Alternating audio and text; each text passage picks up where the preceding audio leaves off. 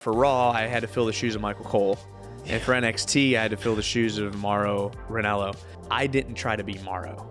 I didn't try to give you a Mamma Mia. I want to call the main event of WrestleMania. And that is what drives me every Tuesday. And I think anybody that's in the business now, from Johnny Gargano to anybody that's starting in NXT, they were influenced somehow by Shawn Michaels. I'm on your Instagram right here, noticing that you don't follow me. Do you follow me? Look at this. I did. So here I do now. Okay. But well, I'm not going to follow you back. I just want to make that I have a policy. We'll get to that in a second. I followed you for years, actually. And then when I noticed you didn't follow me back, I was like, you don't even post on here. No. But we go way back before your last name was Joseph. That was cute. Very true. Yeah. We go back to, we worked at the same radio station in Cleveland. I worked across the hall at the music station. Yep. You worked on the other side of the hall. Was that Mix? It was Cleveland's new 102, better music and a lot of it for your workday. What a radio voice he's got, huh? That wasn't even really it. Wasn't that it? Well, that was it. But could you give me the intro for the fan? I couldn't tell you I don't even know what the phone number is. What do you anymore? Really? 92.3 the fan. 92.3 the fan. What was the phone number? Because you'd always say, call in 216-578-0092. There it is. That's what it was. Look at that. Just like riding a bike. Yeah. How long? I haven't seen you in 10 years. 2014, I left Cleveland to move to Miami. Right. December 2014.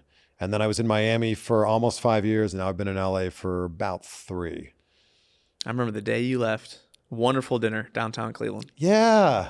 The Cleveland Pimp. I don't know if I can say that. Super Pimp. That's his name. Was there. Yeah. And I was like, what kind of montage of people is this? I loved living in Cleveland, and I have such a big hole in my heart from I loved Cleveland so much. I'm still a big Browns fan. It's very cool to hear that because my wife, and I'm sure we're going to get into all this as we go through, I've always told her, babe, Cleveland is an up-and-coming city. Mm-hmm. And going back to Instagram, she happened to see a video, top cities to visit for food. Okay. And Cleveland is in it based off Michael Simon. Wow. And what he's done over probably the last decade or so. Yeah, I guess especially downtown, 4th Street, there were so many great restaurants there. Yeah, East 9th's blowing up. Then there's the Arena District, and there's Tremont. Yeah, which has a bunch of stuff. I lived in the Ohio Warehouse City, District. Warehouse District. Yeah, which was great because I could walk to all the sports. People are teams. sleeping on Cleveland.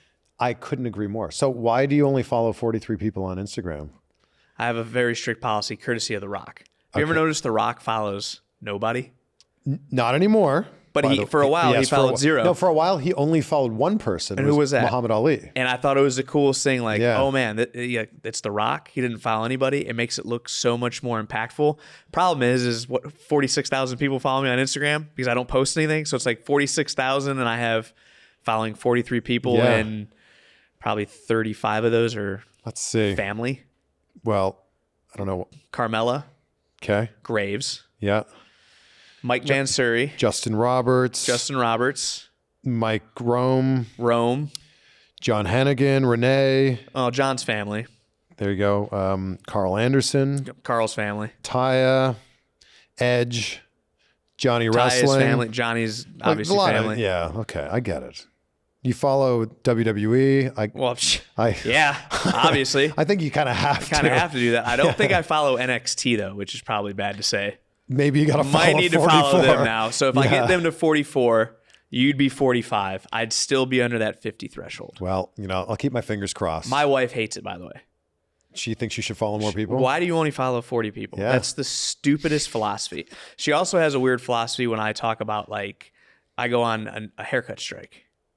Why would you go on a haircut strike? You won't get your haircut?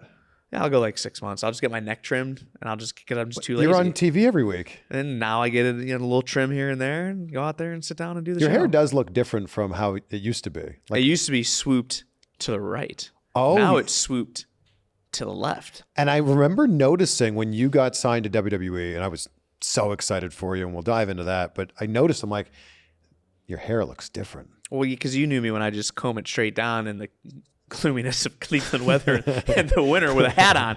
So yeah, we had to come a long way, and that's also credit to my wife. I didn't pick out any of the things I'm wearing right now because I'd be wearing CLE clothing. and I'd be wearing Cleveland Brown sweatshirts. Bring this shoe up. It's a. Oh my gosh! Just a little Where's bit. the camera at? Can I get this Right there. Oh, What a shoe! look at that's a And shoe. you're like doing some yoga poses here. That's amazing. Glad you brought that. I haven't done yoga ever in my life. The only gym I know is my brother, and I do one sit up a day when I wake up and go back to bed. Only gym I know is my brother. That's right. I've never heard that. But seriously, congratulations Thanks, on everything. man. I'm so glad to be able to say it to your face. You've been a lifelong wrestling fan. Lifelong. I knew you as a radio host in Cleveland and also as a play-by-play commentator for indie wrestling in Cleveland and the surrounding area. I knew you wanted this. I knew you were chasing after this. But then when it happened, I was like, yes, I'm so excited for you. Dude, it's really weird to look back because when we were in the car driving over here, we talked about it's been 9 years since I've seen you. And when I was at CBS approached me with a contract renewal. CBS Radio. CBS Radio and the Cleveland Browns network. They said, hey, we want to re-up you for another 2 years.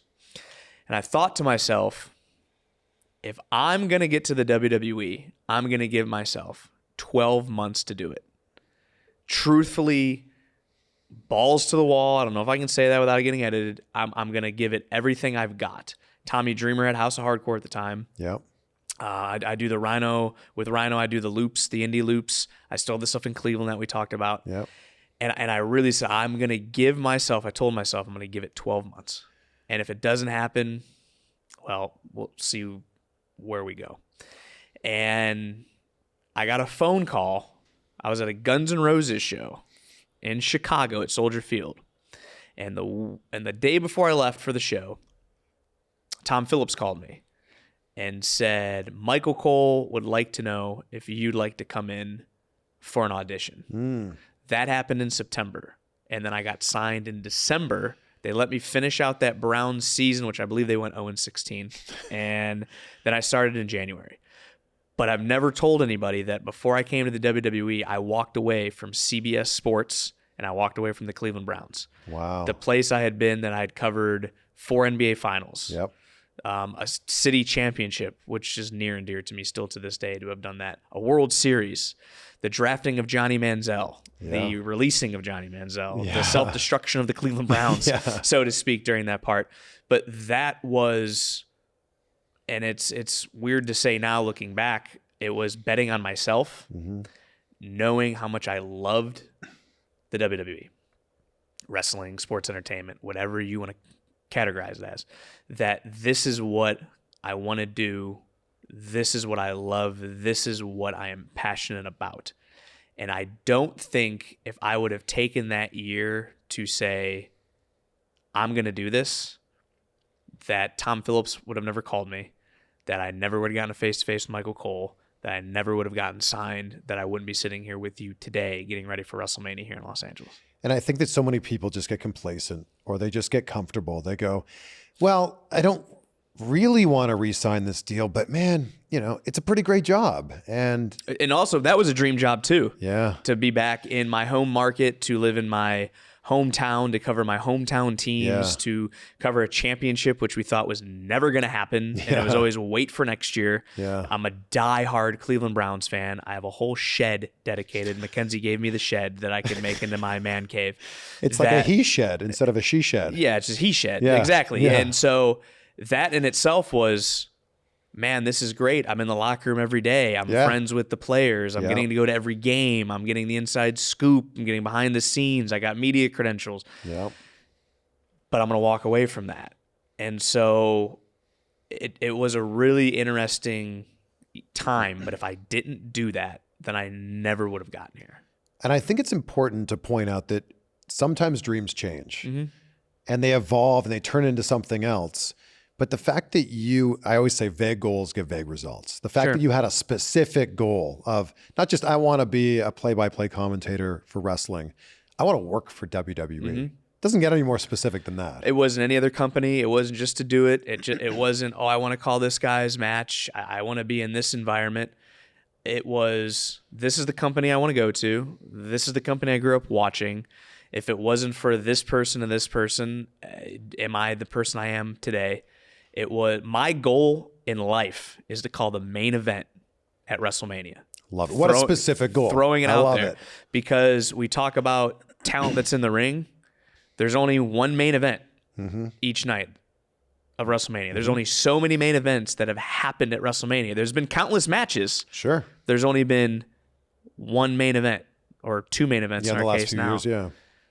I want to call a WrestleMania main event. I've called matches at WrestleMania. I've called championship matches at WrestleMania, but I've never called the main event. And that to me is still what drives me to let me be different than what you're hearing. Let me continue to work twice as hard. Let me give me Beth Phoenix or Wade Barrett and then Booker T or Nigel McGuinness or Percy, like whoever it is. I'm going to make it work with their help because everyone I've ever worked with has actually elevated me, which has been a beautiful thing in itself. But I want to call the main event of WrestleMania. And that is what drives me every Tuesday or when I was doing Raw or doing Mixed Match Challenge or 205 Live or Level Up or now even with NXT. It's to get to that specific moment. What was the match that got you into wrestling or the performer that got you into wrestling? There's two specific moments. First off, the short answer is Shawn Michaels, which we can have a whole podcast about that. But my father took me to a event, the Ridgefield Coliseum, and we walked in. Ridgefield Coliseum no longer exists. It was knocked down, which that's where the Cavs played at the time. What's it called now? It was Rocket Mortgage Field House. Right. It's not the Gun. It's not the Quicken Loans Arena anymore. So the Coliseum, Richfield Coliseum, wasn't even in Cleveland. So the Cavs actually played it in Richfield, Ohio. Oh, wow. They didn't even play in Cleveland. And the first Survivor Series was in the Richfield Coliseum. 3 of the first 4 Survivor Series actually were held in the Richfield Coliseum. I'll digress, though. But I walked into this building, and we kept getting closer and closer and closer, and we had front row seats. And I'm talking Shawn worked Mr. Perfect, Brett versus Mr. Hughes, Macho Man Randy Savage was on the card. And I remember, this is so cool. And so it always stayed with me. The person is Shawn Michaels. I remember when Shawn, now we all know that it was part of a story. Shawn collapsed in the ring, came back, won the Royal Rumble, went to WrestleMania 12. When that happened, I couldn't go to school Monday. I was that heartbroken. You were crying. So distraught. My mom was, I can't send a crying kid to school. Are you kidding me? And I think anybody that's in the business now, from Johnny Gargano to anybody that's starting in NXT, they were influenced somehow by Shawn Michaels. And so I can sit here with you, and I've said this to him privately. This is the first time I've said it publicly. Shawn Michaels has been the greatest influence on my life. Because without him, prior to meeting my wife, without him, I would have never found something that I was passionate about, that I loved, that I wanted to dedicate a career towards. If you take it even further, that ties into Mr. McMahon, Vince McMahon himself, that if he didn't create the WWE, again, you and I aren't talking. No. SoFi Stadium isn't going to be filled with 2 nights. Wrestling fans from all over the globe aren't going to be here. You don't watch Mondays or Tuesdays or Fridays without that vision that he had. But to pinpoint it, it was Shawn. It was just the hair, the way he carried himself. I remember when Marty Jannetty went to hit him with the mirror and he hit Sensational Sherry. And then I remember his training with Jose Lothario and then DX. I mean, DX was when I was an adolescent, almost teen at the time, you know, that... well, I'm going to go against the establishment and suck it. And it was like, oh, this is so cool. Him and Hunter. And now to fast forward in time, and those are the 2 guys that are shaping my career. Yeah. More so, legitimately hands-on. It's definitely the dream scenario. You always hear the advice of like, oh, just chase your passion. Just do what you're passionate about. And I think there's a lot of people that don't know what they're passionate about. And they're like, there's things they like, but they don't know what their passion is. So as a father who's raising 2 young kids, they're going to start looking for their passion. What do you say to them? That's it. That's a great question, because it took me probably about a year ago to finally realize, man, I really have been passionate about this industry. My kids need to have the same sort of passion. My son loves playing with garbage trucks, right? At the time, he wants to be a garbage man. Go be the best damn garbage man you can be. If that's what you love to do, go for it. My daughter sings into doorknobs, and, you know, we'll put on like Mackenzie's jewelry and walk around and dance. And you want to perform? Be a performer. But I think something that maybe more so today, and I look at my siblings, what are you passionate about? Are you just waking up to live day to day? Are you, if you love the movies, try to work on a movie set. Yeah. Maybe write a movie. Yeah. Maybe become a runner, a grip, whatever you want to do. If you love makeup, become a makeup artist. If you love clothes, become a designer.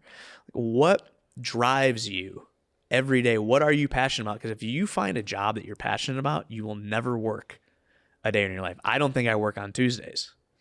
I go sit with Booker T, two-time WWE Hall. By the way, how cool is that? Yeah. I sit with Booker T and call NXT. Yeah. While Shawn Michaels, the greatest professional influence in my life, is the guy sitting in Gorilla talking to me in my ear. Man. My wife is the backstage interviewer, so I get to go to work with my wife. Yeah. And then we drive 10 minutes home.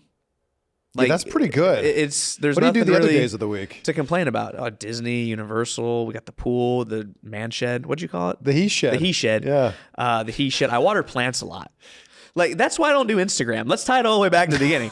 There's nothing really that's, I don't think, interesting about me, to be honest. My wife's the one who's interesting, and I like to wake up, I go water the plants. When my plants died, I told her I just lost my purpose in life.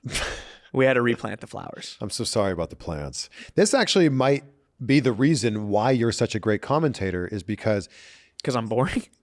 I'm tying it back here. Oh, okay. This is going to be a lovely compliment, because you're not trying to put the spotlight on you. And a great commentator is trying to make everybody on screen shine, and you're so good at doing that. I appreciate that. And again, that's something too that there's a weird thing that always goes through my mind of Jim Ross wasn't the star, right? Michael Cole isn't the star. But when we talk about Seth Rollins' greatest WrestleMania moment, what's the thing that comes to mind? Heist of the century, Michael Cole. You know, the irresistible force meeting the immovable object. Yeah. Hulk Hogan and Andre were the stars. Yep. But when you play it back, you Yep. always hear Gorilla Monsoon. Good God Almighty, he's broken in half. You know, there's, Mankind's the one who's getting thrown off the cell, Undertaker standing up. Those are the two stars. But what's that clip that is going to make the commentator, have immortality?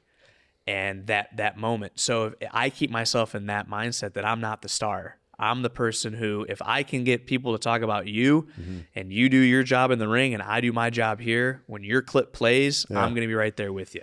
What's the match you're most proud of that you've called? In the WWE or in the of all? Oh, how about everything? And then you can, if it's not WWE, then give us your WWE match. That's a great question. I actually get the most compliments.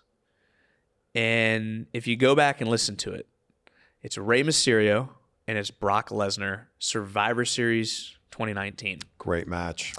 And Dominic is in his father's corner, which now we're at where we're at here in Los Angeles. It's kind of ironic to go back and look at it. Yeah. But if you listen to the match, I forget where I'm at and kind of black out, and I become a fan, and my voice breaks.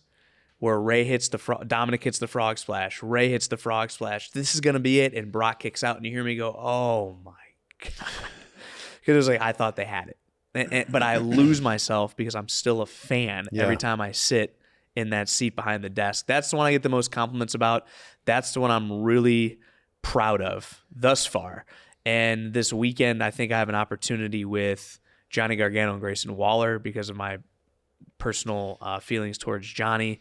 And then the main event of Braun Breaker and Carmelo Hayes, because as they said, they've been the two guys since that rebranding or that evolution, whatever buzzword you want to use, of NXT was put in. So I may have a moment this weekend, but it also comes back to all these, to me, are steps of a ladder to get me to that WrestleMania main event. It's tough with NXT because I feel like you've got big shoes to fill. Like Mauro was so much the voice for NXT for so long. And so many of those iconic moments you talk about had his voice imprinted on them. They're big shoes to fill, but it's also exciting that you're now the guy. If you think about it, for Raw, I had to fill the shoes of Michael Cole. And for NXT, I had to fill the shoes of Mauro Ranallo. And for Mauro, I think what's been cool is we do two different styles. Totally. And I may be speaking out of turn, and for those that are listening, this will probably leave the comments. I didn't try to be Mauro. I didn't try to give you a Mamma Mia. I didn't try to do his style. I'm my own authentic way of doing things. Yeah. And so me being me, I think drew the attention away that, oh man, there's a new announcer, and people respected the fact of, oh, this guy's actually, he's not halfway bad. He's not halfway decent. He's pretty good. He's pretty good. And so early on though, you'd get your tweets and you'd see your mentions and you'd go into your Instagram and you'd see we miss Mauro. And what I've taken pride in is, well, there are still those that love Mauro, and Mauro's great. I mean, he's in Creed 3. Wow. Yes. Yeah, he's in Creed 3. Yeah. And so he's done great things. I could take anything away from what that guy did. He is absolutely amazing. But no one's ever, criticized me for not being Mauro. He's Vic Joseph, and he doesn't need to be Mauro Ranallo. It's interesting because I remember watching Floyd Mayweather versus Conor McGregor. And it wasn't until like the 4th round that I was like, oh, that's Mauro Ranallo. Yeah. Because he calls boxing completely differently from how he calls wrestling. And he even calls it different in the movie, which is crazy. Wild like, too. Because he calls boxing very much down the middle of like, he just telling you what he sees. And wrestling, he was giving you all these references, was just so different. He was allowed to be a fan too. Yeah, so yeah. I don't want to say over the top, but he was allowed to be very excited. Yeah. And I go over the top sometimes. Michael Cole goes over the top Of sometimes course. because that's what it is. Another name from the past, Todd Grisham. Yes. Also in Creed 3. I haven't seen Creed 3. I won't spoil it for you. I just saw it. Mackenzie and I went and saw it this past weekend. How did you get the last name Joseph? Joseph is, I don't think I've ever told anybody Pronounce this. your real last name. Travagliante is the actual last name. Vic Travagliante. Very hard to sign. I don't think I've ever told anybody how I got Joseph. Joseph is my brother's name and my great uncle. So when I got signed and they give you They go Travagliante. What kind of names? Really? Yeah, you really want to use that? Well, I said Johnny Jablonski. I really wanted Johnny Jablonski. Really? He was always my created Madden football player. Johnny Jablonski was the Polish Sausage King of St. Louis's son. Like, I had a backstory to it. But it was so ridiculous that they weren't going to do it. Yeah. So I was like, Vic Joseph. Oh, that's who you are. You're Vic Joseph. Oh, I've heard that you usually give him a list of like, I didn't have as much to do with that as we can't use your real name. Yeah. Obviously, there's reasons for that. Well, what about Vic Joseph? It's my brother's name. It's my great uncle's name. It's a family name. People think Joseph's my middle name. Even on Wikipedia, it says Vic Joseph Travagliante. What's your middle name? I can't give you that. Okay, Some things are left to, that's for the next one. That's for part 2, down the line. 9 years from now. 9 years when I come back to LA and say, hey man, what are you doing? You want to go grab something to eat? 9 years from now. Oh, that's a long 9 years from now, my son will be graduating high school. Your daughter will be as old as your daughter or son? It'll be a daughter. Daughter will be as old as my son is now. She's unborn right now. She'll be almost 9. She'll be almost 9. You have changed a lot of diapers. Your blood pressure will go up. You'll have gray hair. That's what you have to look forward to. You don't have any gray hair? If you ask my wife, she looks close enough. She got grays. WWE gave you your wife. They did. Yeah. That's another thing I'm grateful for. This is great. It's weird too because she was in Impact. She came to WWE. Very hardworking. She does digital stuff still. She does NXT. She does live events. And that's one of those weird things too of what are you passionate about? Going not to keep beating that over the head, but if I wasn't passionate about the WWE, I wouldn't have found my wife, who, while I say Shawn Michaels is the greatest influence professionally, she has been the greatest influence of making me want to be better, whether it's dress better, do my hair better, do my Instagram better, try to eat better. I still eat smiley face potatoes and chicken tenders all the time. She smashed 2 boxes of Klondikes this past week, by the way. Big ice cream fan. 2 boxes? It was a BOGO. Big ice cream fan. I mean, I'm a fan of a good deal, but 2 boxes. One was the Heath and one was the dark chocolate. Nothing better than dinner, popcorn, Klondike bar, sports. You might need to meet Jim that's not your brother. No. Jim, only Jim I need to know is my brother. But she's trying to get me into the gym. That's a legit thing. You need to start working. She's in great shape. She's in phenomenal shape. Yeah. She goes to the gym twice a week, sometimes 3 times a week. Come on, you want to go to the gym? Oh, I got to let the dogs out and water the plants. The plants. It comes back to the plants. Look, see, I like these plants. These are that one over there to the left is not going to be on camera, obviously. No. But that one over there, that's a snake plant. Oh, that is a snake plant. You've got one behind your head there. Yeah, I don't know what that one is. That's It not looks necessarily similar to the one behind my head here. Yeah, but that's a snake plant, which I really like those, and those grow well in I have Florida. a real snake plant in my house. My They're wife, nice. of course, bought it. They're nice. Do you put a ice cube in it? We do that with An orchid? Yes, the orchid. See, I got problems, man. I'm really into I don't like cutting the grass. I don't like weed whacking, but I love watering the plants for some reason. It's my way to wake up with a cup of coffee, water the front. I got the birds of paradise down there. Of course. Love the birds of paradise. A lot of those here too. Got to fertilize when I get home. I have a to-do list already in my head for when I get back. Fertilize and mulch. That's what it's about now. What an exciting life you live. It's pretty bad, isn't it? You haven't really missed much in the last decade. I've missed a lot. Come on. Yeah. Really? Yeah. I feel like Well, in the last year, I bought a house, got married. Well, I've have a missed kid stuff the on way. your end. Yeah, for sure. You got married. Yep. You started working at WWE. We're both still Browns fans. Are you still a Browns fan? Yeah. I will always be a Browns fan. What do you think the record's going to be? I think if they don't make the playoffs, it's tear it down. You have to 10 wins is what you're going to need to get into the playoffs. 10-7? 10-7. Isn't that weird to say now? It's so 10-7. weird. 17 games. I love it. It gives me an extra game of football, but it doesn't really because you lost a preseason game. So it's still who needs preseason? The same amount of weeks. And that's the thing. Yeah, it's the same amount of weeks. You're right. You watching the Cavs? Not really. It's not that I'm not a Cavs fan. I'm just not a huge basketball fan. Every game, man.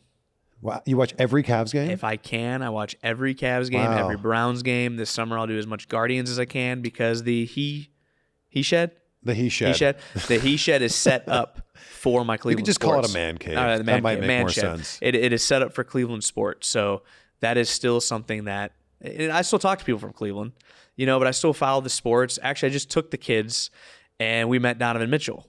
Went on the court and they got to run around and stuff. So that's the other part of it too, man. And I think you'll get there in a few years once your child arrives. The cool stuff that you're going to take her to do that they won't appreciate or realize in the moment, but then we'll realize it later on. Yeah. So you'll be appreciating it now in real time, like meeting Donovan Mitchell or taking him on the field for a Browns game or taking him to a show. Roman Reigns gave my son a cupcake one time, and I said, "What are you doing?" And he goes, "I love to see a kid on a sugar rush. It's not mine." Oh wow! So and it's just cool that he gets to interact with these individuals, but again, he won't remember that. He may, but he won't. And there's things that you're going to do with your daughter out here, whether it's a movie premiere. By the way, hold on a second. I'm getting to sit here with you, and I'm looking right into the camera right now, sitting here with Chris Van Vliet, someone who has talked to The Rock, someone who has sat on red carpets. I feel honored. That's very kind of you I can't believe are you going to post my stuff along with next to The Rock and The Undertaker? That's the most recent stuff that's been on your page. You're never going to see it because you don't go on Instagram. How did I know that what was on your page then? Oh, this is true. Yeah. Thank you. And this has been a lifelong dream, passion, goal of mine as well. Have you met Tom Cruise? Yeah. Oh my gosh. Wait till you see this photo. I am so jealous. If I can tell you that my favorite actor is Tom Cruise. Okay. That when we went to Top Gun Maverick, we actually had to go to dinner there. A place in Orlando invited us to dinner for when they're opening or something for McKenzie because people want to see her more than me. And we're sitting there and I go, like an hour passes, 2 hours pass. And I'm like, babe, it's like a half hour to get to the movies. We got to go. I've been waiting my whole life for this. She's like, can we get our dessert? We get there. I go to my seat. I said, can you go get me my popcorn and the cup? And I go, souvenir, please. She came back with $40 or the bucket and the cup. And she gets in my lap and she just looked at me and my knees went up. And I hugged the popcorn tin and I started eating out of it like this for the opening, montage. And it's such, and I still use that popcorn bucket today. But Tom Cruise. So not only did I meet Tom Cruise, list. But I met Tom Cruise. Is this Mission? That was Mission 6 in Paris in the shadow of the Eiffel Tower. It's one of my favorite photos. This to the thing? Of course. Can they see this? Yeah, there it is. Can I zoom in on it? Sure. I don't know how. That's me. I got to go back. It's like being a weatherman. The other way? Yeah, you got to go the other way. The rain's coming this way. There is Tommy C. Look at that. See, this is what I'm jealous about. That was really cool. It's too bad. Like, you're way more in shape than I am, or I would have you send me this so I can crop my head. You're also on your body. significantly taller than I am. That is very true. Yeah. How tall is he? He's probably 5'7". Oh, that's fine. But if you notice here, we're eye to eye. So I'll let you figure that one out. Well, hey, that is what it is at this Yeah. point. That is so cool, though. It's been really cool, man. And it started in Toronto. That's where I'm from. All right. Then I was in Vancouver hosting a show. Cleveland really opened everything up to me. I had so many opportunities in Cleveland to cover the Cannes Film Festival, to fly out here to LA to do junkets all the time. I reported from the red carpet of the world premiere of Transformers in Russia. Like, I did so many cool things. We met the Russos. Yeah. Anthony the and Russo Joey. brothers. Like, yeah. it's so weird, too, because you think about, I remember going to work one time, and they filmed, it wasn't Fast. Was it Fast? The Russo brothers? No, I'm thinking where they had the cars falling out of the garage across the street from the studio we used to work at. Oh, that was Avengers. Avengers. And then, Captain America. Because then the car would go down that was getting shot up, and we're like, what the heck is going on? And all the extras were sitting in the little, that was when they filmed Captain America. courtyard thing. That's what I'm talking about, Cleveland, man. Like, those movies. I love Cleveland. Open the world for you. Open the world for me. I always thought it was really cool working with you in Cleveland because you throw a good rock bottom. Can we talk about that? Are we allowed to talk about that? Of course. Yeah, the the clip first is time out that I there. met you was at an indie wrestling show, and I'm going to be very honest right now. I got to hold one of your Emmys, one of your 4, mind you, and I just stuck my hand in the camera as you were saying you were going to be at Resolution. That's Do you remember this? Of course. And I thought it was the coolest thing because I was like, oh my God, we got the Cosmopolitan Man of the Year, Bachelor of the Year, whatever, whatever. Like, are you blushing right now? No, it's great. You are. Keep going. Look at Keep look, going. you're No, blushing. I'm looking at the thing. It's just I love it. The sun. So it's like, this is so cool. And then you get in the ring and you hit Nikki Valentino with a picture perfect rock bottom. I was so proud of that too, because this was the culmination of a whole storyline that had lasted a year. Mm-hmm. I costed Nikki Valentino a match the year before against, was it Johnny? Oh, it was Johnny and Jimmy Jacobs had a match, and Vic, I'm Vic. Yeah, Valentino, Nicky was on the outside, and he was trying to steal the chair that I was sitting on. I wouldn't give it to him. I ended up getting hit in the head. We had a whole year build up to this match, and it ended up being my representative was Josh Prohibition. And then I ended up getting in the ring at the end. And I'll never forget, as we were setting this match up, he goes, well, why don't you like give me a Fed move? And I was like, okay. He goes, you want to give me a stunner? I'm like, I bet I could give you a pretty good rock bottom. Because I was a backyard wrestler, and everyone's done a rock bottom on a trampoline. Oh, sure. Or in a pool. Of course. 100 times. So we did it once in as we were like warming up. He's like, that was pretty good. I'm like, okay, that's it. And as you know, in wrestling, you've got one shot. That's it. And that's it. That's the only rock bottom I've ever done in a pro wrestling ring since. Have you seen the screenshot of it? Yes. It is picture perfect. You have him up and your face is out there. And I mean, the hand is down. I'm on my tippy toe on my left foot. The leg is kicked out. It's such a small world. And I'm sorry if I'm just rambling here. Josh Prohibition actually was my brother's history teacher. Wow. 2 brothers, I think, history teacher. And then he was doing independent wrestling at the time. So I had that connection, who you connected with, to Johnny Gargano, who we both connected with, to being at the same independent in Cleveland, Ohio, Prime Wrestling, to working at for the same company, CBS Radio, in Cleveland, Ohio, to then sitting here today. Wow. I never really connected that many dots to how many actual people. Cleveland has such a special place in my heart. And we were talking about sports earlier. Cleveland really made me appreciate sports so much more. Mm-hmm. I grew up in Toronto. Of course, I was a big Blue Jays fan. Maple Leafs? Of course, the Maple Leafs, although they're terrible. They haven't won a Stanley Cup since there was 5 other teams in the league in 1967. I was a Raptors fan, but they weren't around when I was a kid. They didn't come till I was 10 or 12, 12, I guess.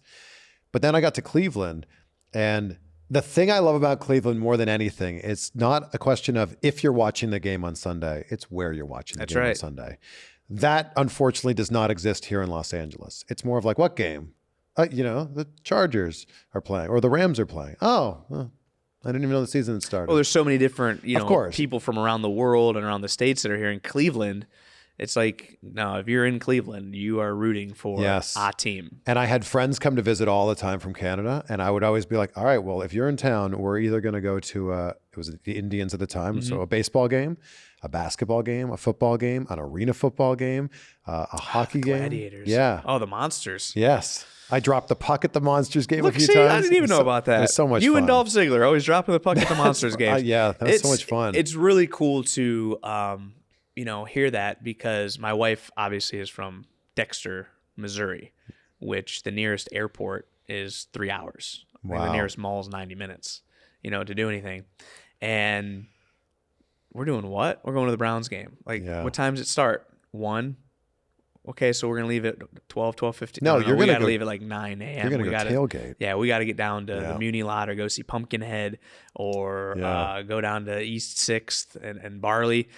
And she's slowly becoming more like she has a Webster Slaughter jersey, which was mine as a kid.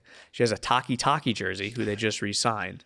She has a couple of sweatshirts as well. So she's into it. So as much as I say like the clothes I'm wearing now or the shoes, I get to dress her on football Sundays. I lay out socks. I lay out the jersey she's going to wear. I mean, I have home shoes and I have away shoes. That's where I'm at with the fandom. Not so much with her yet, but that's when I get to dress her. She doesn't do Cavs yet. She doesn't do Guardians yet. But I want to go back to hockey for a second. Yep, sure. Because I'd love to pick your brain about the sport of hockey. David, our son, is playing hockey. I don't know what a blue line is. I know what a goalie is. I know what a puck is. I know what a stick is. Yeah. I don't know what position he's playing. Blue line's for offsides. I don't know what he's accomplishing by sending the puck up the side thing. Like, I know nothing about it. But I will tell you what I travel with on my bag is a hockey puck clip that he gave me. And she has hockey mom. I love that. But I know I've never been to a hockey game. I've been maybe one hockey game. But I don't know anything about the sport. It's very hard to go there and sit. So what are the easiest ways to teach me the sport of hockey, like hockey for a dummy? The most important thing you need to know is the little black thing. The puck. It's called a puck. Yeah. And it needs to go in the net. And then that's a basket. Mm-hmm. Okay. That's a home run. 3 points? Yeah. That's where I'm at. Like, he's teaching me the game. And it's funny that we sit here and talk about you're from Toronto and Cleveland and what we experienced in Cleveland and the kids. I appreciate the fact that he is showing me something that I never knew of in nearly 40 years of life. Yeah. He's teaching me hockey, which goes back to when you become a father. Yeah. There's going to be all sorts of things, man. You're in for a wild ride. I can't even imagine raising a kid in California. Are you planning on going back to Cleveland? Do you have dreams of moving back to Cleveland? I don't think so. My mom always tries to get me to move back to Canada. And I'm like, that's probably a better fit. And I'm like, I love Canada, and obviously all my friends and family are there, but I'm not probably going to move back to Canada. I love Cleveland, and I love how far your money goes in Cleveland. That's does the dollar in Cleveland go farther than the dollar in LA? It's not even funny. Do you have aspirations to go back to Cleveland? I go visit a lot. Yeah. During the seasons of the Browns and the Cavs, I go back to some games. My parents still live there. But I think if we were to move from Orlando, it'd probably be Nashville. That's funny because we've talked about Nashville. That we would go. Just, we don't have any plans to move there, but we've talked about if we were to ever leave here, Nashville's certainly a destination. Like, I love the idea of having land. Like, I love the idea of having your house, but also having an acre or two or more. That does not exist in California. No, not in LA at least. I haven't been out here much where I've been here for more than one day, but even us driving in, I even asked you, I go, what is that van? And you went, welcome to LA. So Nashville also is a nice little center point for us. It's true. 4 hours from her family and 6 from Cleveland. So it's also weird too, what you think is important in life as you get older. I always tell my sister, who I still think is 16, but apparently she's 21, 22, that the friends you have now aren't going to be the friends in a few years. And the things you care about now aren't going to be the things you care about in a few years. And it comes back to, what do you love? What are you passionate about? And it brings me back to wrestling, sitting here with you, because we're in Los Angeles. Yep. SoFi Stadium is what I'm here for this weekend. Crypto. It's hard for me not to call it the Staples Center. I'm so sorry for anyone listening, but the Crypto.com arena. That's right. For Stand and Deliver and for WrestleMania. And, you know, my wife isn't here, which it bums me out. And I talk about her a lot because I wish she was here with me. But this weekend, and just culminating everything we've talked about, this is the first time I've called one of Johnny's matches WrestleMania weekend. Oh, that's awesome. All the other takeovers is what they were before they were premium live events. I was, quote unquote, Raw 205 live. I wasn't doing NXT. So it draws back to what we talked about when you were rock bottoming Nikki Valentino and Johnny Gargano was in the main event and I was doing commentary or backstage interviews, that all these years later, two kids essentially from Cleveland had a dream. Yeah. And that dream was to get to the WWE. And I didn't know Johnny when I was 5. I didn't know Johnny when I was 8. I didn't know Johnny until, you know, my early 20s. But we had this dream and we've gone step by step with each other. And now to be here at WrestleMania weekend, it's not WrestleMania and we still have a bigger goal of what he wants to be on WrestleMania. And we've talked about what I want to do. But it's so cool to think that, what was it, Jacobs Pavilion? Yeah. Jacobs Pavilion in front of a few thousand people was at the time was so massive to us. Yeah. Like, this is it. This is the starting point to now walking into the Crypto.com arena and Staples Center, formerly known as Staples Center, and SoFi, which is going to have about 75,000 in it. It's what dreams are made of. Yeah. And to do it with him and to have this match this weekend, and it's him closing the chapter on NXT, is really cool to think about, because that chapter includes you. That chapter includes Nikki Valentino. Yeah. That includes Resolution, Primer PWO, whatever it was called, and all those miles, and the Shawn Michaels and everything you talked about. Yeah. And you're part of that story. Yeah. Well, thank you for including my tiny little minuscule. I was shocked, by the way, when I get a text, Chris Van Vliet. I just wanted to see you. Hey, man. I was like, oh, dude, I would have sworn I saw you 4 years ago. Yeah. And you're like, crazy? Dude, it's been almost a decade. And I'm so glad we're making this happen. And as we're kind of winding this down and we're talking about wrestling, what makes a good wrestling play-by-play commentator? Something you hit on earlier, not being the star, you know, knowing that you aren't the focal point. Also having great teammates. You know, I want to give a huge shout out to Booker T. Booker is Booker. Booker and I do not talk about much. We hang out for hours before the show. When we go out there on Tuesdays, what you hear is just live off the cuff, off the top of our heads. When I was coming back to NXT, when we talk about Mauro, Wade Barrett came in. And having done Mixed Match Challenge, 205 Live, Monday Night Raw, NXT UK, and all these different shows to finally have a little bit more of a permanent home, my confidence was hit a little bit, in all honesty. And Wade Barrett specifically helped me. He gave me my confidence back. And I'd be wrong not to include Beth Phoenix in there. And so you have to have confidence. And those two brought it back to me. Booker kind of lets me be me because I let him be him, and it kind of goes, okay, I do know what I'm doing. And when Shawn Michaels is sitting back there and goes, nice job, kid, great job, it's kind of like, okay, I do know. I don't want to say self-gratification, but you kind of have like, okay, I do know what I'm doing. Yeah. So you have to have that confidence. But also, to me, it's telling stories. Roman Reigns has had a beautiful story with the Bloodline that has included Sami Zayn and Kevin Owens. And then you throw in Cody Rhodes. Do you remember in, might have been different in Canada. You remember in grade school, you had like the thought bubble and you put one thought and then you draw the line. Of course. And what was that called? Yeah. There was a fancy word for it, whatever it is. No. Flowchart? No. Something, but you know what I'm talking about. Of course. And whoever's listening to this, if this goes up on social media, please let us know what it. They're going to go, these guys are idiots. It's clearly called the But I think of Thought bubble. Thought bubble. Let's just call it thought bubble. It. That might That's not be it. at all. I was gonna say octopus, but I don't think that makes sense. I have all either. the world's information here. You get to take out the Google machine. Let's see.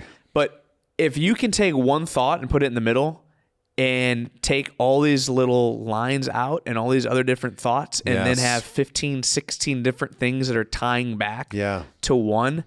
When you have the ability to do that and tell all those stories in 6 minutes or 10 minutes or 20 minutes, that is what is cool. I know a lot of people want to hear the moves, and the moves are cool. Yeah.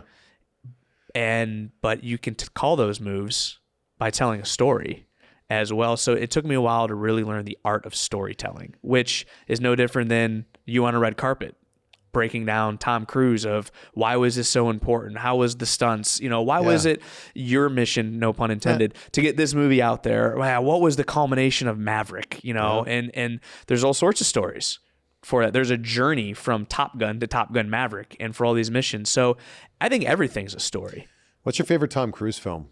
Oh, Top Gun. Top Gun Maverick? Top Gun, the original.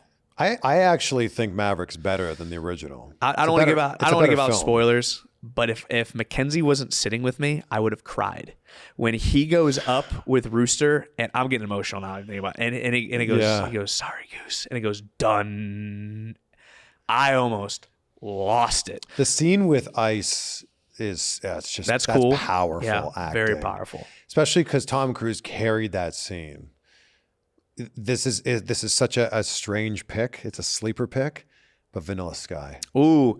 I will throw my honorable mention out there because I've watched it just as much. Rock of Ages. Wow. That is a deep cut. Rock of Ages, because it's Tom Cruise, it's 80s music. And he's given it. He is. Isn't Kevin Nash in that film? Kevin Nash is in that film, but you think like Julian Huff's in that film. Yeah. Baldwin's in that film. There's also so many mainstream. Mary J. Blige is in that film. Yeah. There's so many, big named celebrities that are in there that I'd go Top Gun. I would go Rock of Ages, and then I'd go Maverick. But I used to own all his DVDs. Wow. When DVDs was a thing. That's how old I am. I love his stretch when he was really trying for an Oscar. So we're going like Jerry Maguire, Magnolia, Vanilla Sky. The one where he has the gray hair with Jamie Foxx. Collateral Damage. Collateral, I'm sorry. Yeah, I loved that stretch of Tom Cruise. Loved that. Do you go back and watch his old stuff, like All the Right Moves, Born on the 4th of July? That's of course I've seen them. Mm-hmm. But Tom Cruise to me is that, I didn't really start watching Tom Cruise films till I was in my teens, like maybe 12, 13, 14. Man, I wore the tape out of Top Gun where it broke. Like you had to rewind it so much that it got so thin that my mom would have to go buy me another Top Gun movie because I would just watch it on a loop over and over and over. Like Days of Thunder. Days of Thunder, Top Gun, Risky Business. They're all great films, but I didn't really watch a lot of movies as a kid that weren't like Aladdin, Lion King. I mean, I did that too, but Blank Check. Oh, Blank Check was a good one. What a film! Blank Check actually was a real Richie Rich. That was another good one too. But that was Ace Ventura for me. I watched Ace Ventura like crazy. Ace Ventura was another one that I watched. Ace Ventura, as well. Pet Detective. But would you let your daughter, when she's 5, watch Ace Ventura? No. I rewatched. You won't share those movies? I rewatched it now and I went, this movie would not be made. Yeah, I watched Me, Myself, and Irene the other day. It just happened to be on TV. And I was like, oh my gosh. You can't say that. There's a lot of, and I love that movie exists. I love Ace Ventura, but it wouldn't be made now. No, but I love the whole Tom Cruise, like even the movies he's got coming out, even when he plays small bit parts. Me too. Like Tropic Thunder. So good. Who thought Tom Cruise was going to come out and start doing, the dancing and the moving around and Diet Coke and no one thought that he was going to do that. So good. And it is, I'm just going to go on record. It is a damn shame he hasn't won more awards. I was actually sad that Top Gun Maverick didn't win more this year. The other films were great. It won sound. That was it. That's all it won. At the Oscars. The fact that we sit here right now and Tom Cruise is not an Oscar winner is pretty really crazy. Bad. It should have been Magnolia. He should have won an Oscar for Magnolia. Born on the 4th of July, he could have won something for. if you want to go back that far. He could have, but I think the Oscars are so much about legacy, and he was such a young actor at that time that they go, hey, great performance, kid. See you next year. Let's see what else you can do. I would like to petition that an Oscar needs to be renamed after Tom Cruise at some point. He hasn't even won one yet, though. But that's if he doesn't win one, something's got to be named. He's too good. He'll win an actor. honorary one day. He's got to win one. But I think he'll win one. I hope you post this clip, because one of the coolest things ever was I tweeted that I was going to see Top Gun Maverick, and Top Gun Maverick liked the tweet. I actually took a photo of it that I had. Like, that's like the top. You know, if you follow Tom Cruise on Twitter, he'll probably follow you. I followed him for a little bit. I tweeted him a few times. I got no love. Oh. I had to unfollow him. I mean, he follows like 400,000 people or something. I wasn't cool enough. Maybe now that I have a blue check, but everyone has a blue check mark at this point. That's true. I have a question to you, though, about the movies. Okay. Realistically. We sat there and watched the Oscars this year. Yeah. This is going to go way off topic. I'm probably boring people right now that have probably tuned out of the podcast. No, never. Does it upset you when you watch the Oscars and you go, this movie won, and then you go look it up and it only grossed $20 million and all these other ones were mega blockbusters? How does that sit with you as someone who has done more red carpets and covered more movies than me? It's difficult because the people that are voting on the Oscars are seeing everything. And they've got a very distinct taste of what makes something a quote unquote Oscar film. So I vote in the Critics' Choice Awards. So I'm very fortunate to be able to see films before they come out. Yeah. And I go to the Critics' Choice Awards every year. That's like the Heisman Trophy. It's pretty cool. So like I see, I don't know, 150 movies a year or something like that. Like a silly amount. I get sent the DVDs at the screeners in the mail all the time. I would say that you can't just make a movie an Oscar contender just because it was a popular film. But they've got it wrong a lot of times. And like you can Google all the ones where it's like this should have won instead of that. But one of the biggest ones in recent memory that stands out is when The Social Network didn't win Best Picture. Sure. But The King's Speech did. No one is talking about The King's Speech here now a decade later. And it should be a movie that is a movie of that time. Like The Social Network, when that came out, was a movie that was describing the era that we were living in. And it was like, it was so pertinent to what was happening. Sure, The King's Speech had beautiful performances. Was it a little long? Yes, of course it was. But I just think that they get it wrong frequently. That is interesting because we sat back and we're really looking at the movies this year. Did you not like Everything Everywhere All at Once? I didn't even know it was a movie. movie. Is brilliant. That movie might be the closest to a quote unquote mainstream movie that's won in a while. We tried to watch one of them the other day, but we had to up our subscription on something. But no, so we don't get out and watch a lot of movies though, is the thing. Yeah. Unless we watch a lot of Bluey when the kids are around and we watch a lot of Disney Plus. But when we go to the movie theater, we just went and saw Creed 3. Like, again, we don't go often. Yeah. But we've at least heard of some of these movies. Like, sometimes you so you're going, what's Tar? Yeah. You hear the artist, but then when you watch the Grammys, you're like, wait a minute, who won? Who's this? And I've always thought I thought you'd have a little bit more of a look at it than I would because you have more to do with the industry. So hearing it from your perspective makes a lot more sense. To bring this all full circle of everything we've talked about in this conversation, Everything Everywhere All at Once ties into that whole idea of passion and chasing dreams. And when this thing happens, it means that this thing happens. It's a movie all about like multiple universes and all these different things that are occurring at the same time. And you decided to go this way with your career. Well, that other version of you in the multiverse kept going this way. And then that split off to another version in the multiverse. And then that split off to another version. And there's thousands of different versions of you that are existing based on all the choices that you've ever made in your life. It is wild to think that people can sit there and make a movie about that and think about it, write it all out. And that's another thing that goes back to passion because somebody had to have the passion to put forward the project. Yeah. So I end every conversation talking about gratitude. You've mentioned it a few times during this conversation, which I love. I wake up every day, I say out loud everything I'm grateful, or 3 things I'm grateful for. And now I end every interview with that. So what are 3 things in your life that you're grateful for right now? 1, my wife. She has made me a better person, even when you knew me 15 years ago. You know, the strides I've made personally, professionally, because of her, wanting to be better for her, be better for our family. So she's obviously number 1. She probably could be 1, 2, and 3, but I'll leave her at 1. 2 is David and Brooklyn, my son and daughter, because without them, those like learning things as a parent where you're like, don't do that. And then you think, oh man, I used to do that. Like you don't want to be overbearing, but it also adds a layer to you as a human because you want them to learn, but you want to protect them, but you know you can't protect them, but you try your best to guide them. Right. And so right now I'm trying to guide them more so, David, of passion and what do you love to do. But they're doing things such as hockey, like we talked about, that I never would have thought in a million years he would have ever gotten into hockey. I would have thought football, basketball, baseball, not hockey. I mean, especially since, it's such a Canadian sport. It is not a Cleveland thing, you know? So the ability that they are still showing me something new, but through their eyes is really cool and touching. And the third thing, and I want to take it away from family, is I'm grateful for the opportunity every Tuesday to come into your home, wherever you watch WWE programming.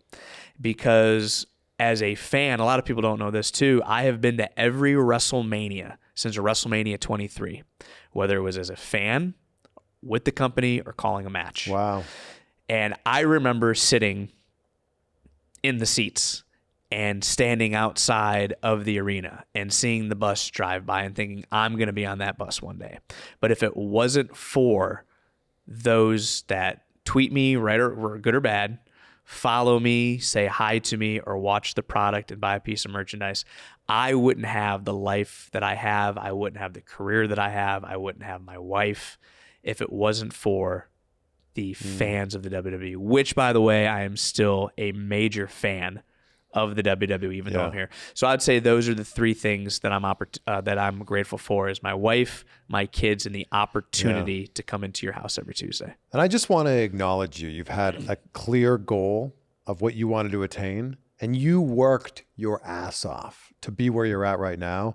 And as a friend, I'm super proud of you. Thank you, and man. I hope that you're also proud of the steps that you've taken and what you're doing now. Let's not make it another 10 years to do this. No. You know what? Let's say it right now on the air. Let's go to a Browns game together this year. Would love it. And I'll meet you in Cleveland. Well, wait a minute. Now, hold on a second. Are you going to have to put a button in that? Because what if your daughter's born? You're not going to leave your kid. My daughter's going to be born in May, so maybe... so June, July, August. Maybe we can go to a November game? So you got like 5-6 months. You can get away. Yeah, so they'll be home. And you know what?